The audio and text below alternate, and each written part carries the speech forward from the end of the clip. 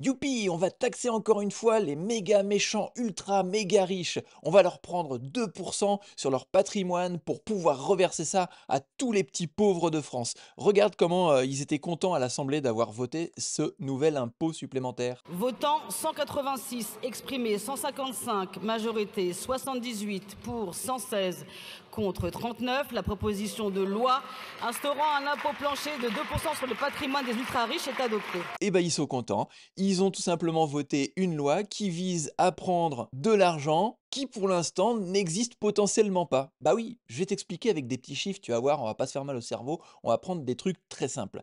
Ta maison vaut 100 000 euros. On va te dire à la fin de l'année, bah non, en fait, on va te prendre 2% sur ta maison. Donc tu vas donner 2 000 euros à tes chers impôts parce que tu es content en tant que Français de payer toujours plus d'impôts. Mais ces 2 000 euros, tu vas les sortir d'où? Tu vas les sortir de ton revenu, puisque ta maison, tu ne l'as pas encore vendue. Mais tu as de la chance, parce que tu es un privilégié. Ta maison, elle a pris 10 000 euros d'une année à l'autre. Et l'année prochaine, eh bien, on va te demander non pas 2% sur tes 100 000 euros, non, on va te demander 2% sur tes 110 000 euros. Et donc, bah, tu vas redonner de l'argent. Mais cet argent-là, tu le sors d'où? Bah, tu le sors encore une fois de ton revenu. Donc là, ils ont tout simplement inventé un impôt sur une valeur qui n'a pas encore été vendue. Parce que imagine que demain on vienne te planter une éolienne juste à côté de ton jardin. Bah ta maison va passer de 110 000 euros à 80 000 euros. Parce que les éoliennes, de base, c'est nul. Ça ne produit pas de l'énergie en façon continue, c'est subventionné par les impôts, donc ça veut dire que ce n'est pas rentable.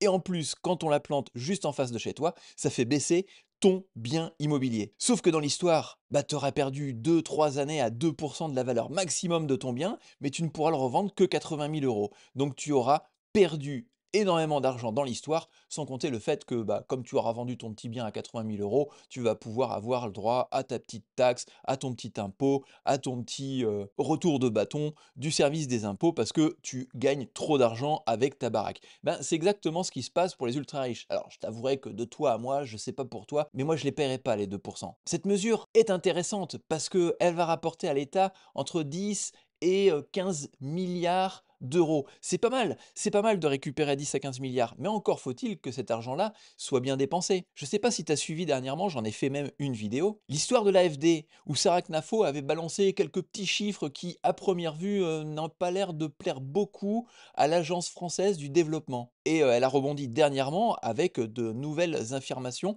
que l'on va regarder ensemble pour que tu vois à quel point tes 10 à 15 milliards d'euros piqués, volés à tes méchants riches et qui viendront t'être reversés certainement dans ton petit argent pour, je sais pas, un RSA, un chômage ou quoi que ce soit, eh bien, vous regardons comment est-ce que ça va être dépensé. Écoutez, je tenais à vous lire cette lettre de Sarah Knafo puisque je veux suivre le dossier AFD qu'on a commencé à voir lundi. Elle écrit ceci. Depuis mes révélations sur votre plateau, l'Agence française du développement appelle tous les journalistes pour m'attaquer. J'aimerais lui répondre qu'avec des millions de Français, je continuerai pour empêcher ces absurdités. Pourquoi? Parce que pendant que nous donnons 10 millions d'euros pour améliorer les revenus des agriculteurs du Bénin, nous avons un agriculteur français qui se suicide tous les jours chez nous. Ah ouais, ah bah, il est bien dépensé notre argent. Vraiment, non, très bien, très bien, très bien. 10 millions, bon bah voilà, c'est sur les 10 15 milliards, petite paille, hein, mais c'est bien dépensé. C'est vrai que notre agriculture n'a pas besoin du tout d'argent, n'a pas besoin de les financer. Il y a des agriculteurs qui, pour donner un contexte un petit peu, les mecs, ils vivent la moitié de l'année avec bah, ce qu'ils ont vendu comme récolte ou comme bétail ou quoi que ce soit, et le reste de l'année, ces mecs-là touchent le RSA. On est d'accord? Ces gars-là qui sont censés faire nourrir la France, le restant de l'année, touchent le RSA. Ça veut dire qu'ils sont même pas capables de pouvoir subvenir à leurs propres besoins sur une année complète. Faut imaginer à quel point l'agriculture en France est très très bien. C'est la meilleure agriculture. On est fiers de nos agriculteurs. Parce que pendant que nous prêtons 23 millions d'euros pour construire un nouvel hôpital au Mozambique, nous avons des Français qui meurent chez nous en attendant aux urgences. Ah ouais, on a des hôpitaux qui sont de si mauvaise qualité en France, encore une fois. Et pour ça, il faut taxer les méchants riches, hein. C'est de la faute des méchants riches si et on n'a pas suffisamment d'argent pour les hôpitaux pas français en fin de compte, parce que là, du coup, c'est de l'argent qui part à l'étranger. Ah ouais, non, c'est bien dépensé. L'argent des Français est bien dépensé, ouais. Parce que pendant que nous donnons 16 millions d'euros pour construire une station d'épuration d'eau à Gaza, nous manquons d'eau potable en Guadeloupe, en Martinique, à Mayotte. Ah non, mais attention, la Guadeloupe, la Martinique et la Mayotte, d'après le Premier ministre, c'est pas des ça fait pas partie de la France. Donc du coup, on n'a pas besoin de leur donner d'argent. On doit taxer par contre les, méchants, vilains riches, pour pouvoir faire en sorte de, reverser ça aux Français, pour pouvoir faire en sorte de redonner cet argent aux Français. Parce que c'est pas bien. Quand les gens réussissent, c'est mauvais et il faut absolument les taxer parce que du coup, ils volent l'argent des pauvres Français. Avec ce gouvernement, c'est toujours les autres avant les nôtres. Sur un sujet, j'ai aussi parlé du fait que l'Algérie nous coûtait chaque année 9 milliards d'euros.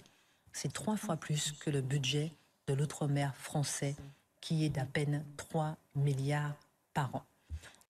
9 milliards pour l'Algérie et puis tu rajoutes aussi à tout ça, 10 milliards d'euros pour ah, bah, 10 milliards d'euros, mais c'est pas ce qu'on va récupérer, de l'argent des méga riches? 10 milliards d'euros pour l'immigration française. Bah, tout simplement pour les personnes qui viennent en France et qui profitent directement de notre système, c'est-à-dire, les allocations, la CAF, les soins, d'urgence et tout ce qui va bien. Donc tous ces éléments-là, en fin de compte, bah, ils sont complètement grillés parce qu'on vient de taxer aux méga riches. Alors, une grosse partie, en fait, les 10 à 15 milliards que tu viens d'entendre, là, de récupération de taxes de méga riches, eh bien, ça part pour uniquement que des étrangers. Ce n'est qu'une mesure visant à accueillir toujours plus le malheur des autres ou de financer toujours plus le malheur des autres. Et tu as l'AFD. L'AFD se sont défendus dans un méga giga post. Je te laisserai le regarder parce que c'est intéressant. À aucun moment dans ces posts, ils expriment le fait qu'il y a un retour sur investissement pour la France. Bah oui, c'est normal. L'AFD, c'est pas une banque. Ils n'ont pas le droit de faire de crédit. Ils n'ont pas le droit puisqu'ils ne font pas partie du registre des banques en France. Donc, ils n'ont pas le droit de récupérer d'intérêts sur les financements. Ils disent le prêter ou quoi que ce soit. Mais non, il n'est pas prêté. C'est un investissement à fond perdu. Donc, l'AFD prend tes 10 milliards. Voilà, tu te torches avec tes 10 milliards et ils se mettent ça derrière bien profond pour pouvoir financer le reste du monde et pas les Français. Et puis on continue parce que toi, Français standard, on va te durcir tes conditions d'arrêt maladie. Et ouais, le gouvernement durcit les règles pour économiser 400 millions. On va taxer toujours plus pour récupérer un maximum de pognon, mais on va aller taper aux endroits où bah, les personnes ont peut-être le plus de besoins, c'est-à-dire par exemple la maladie. Mais là où c'est le meilleur, c'est que notre ministre de l'économie, Éric Lombard, se dit finalement plutôt partisan de demander une contribution sur les retraites, de façon à financer un petit peu le système des retraites. Donc tu es à la retraite, on va te demander un petit effort financier en faveur du système des retraites que tu touches derrière. Vous voyez, enfin, moi, il arrive un moment où on est dans une absurdité fiscale française. Ça part dans tous les sens, ça taxe dans tous les sens, mais ça ne maîtrise absolument rien. Et des fois, j'en viens même à me poser la question, est-ce qu'il serait pas plus mal que la France fasse définitivement faillite pour qu'on soit pris sous l'aile du FMI? Je sais pas ce que t'en penses, dis-le moi dans les commentaires. En tout cas, il faut donner de la force à ce type de contenu ou qui montre l'absurdité administrative française, l'absurdité que la France veut mettre en place en termes de je taxe toujours plus pour ne pas faire d'économie. Je taxe toujours plus ceux qui créent de la richesse, ceux qui ont de la réussite en France pour financer des parasites qui, pour certains d'entre eux, sont au RSA et ne veulent pas travailler, ne veulent pas bosser, se révoltent de devoir faire 15 petites heures de réunion de RSA anonyme au Pôle emploi, où tu as des fonctionnaires qui réfléchissent à comment faire pour taxer toujours plus les Français, pendant que eux, ils se mettent bien avec ton pognon. Et sache que ce type de contenu ne peut être qu'encouragé de deux manières. La première, c'est tout simplement en t'abonnant à outrance à cette chaîne YouTube, puisque les statistiques l'ont montré, plus on a d'abonnements, plus les contenus sont mis en avant. Et la deuxième chose, c'est que tu peux cliquer sur le premier lien qui se trouve dans la description pour me rejoindre sur mon canal Telegram. Je t'envoie tout ça directement par mail, ça ne prend que 1 minute. Et surtout, ne te laisse pas faire, exprime-toi dans les commentaires.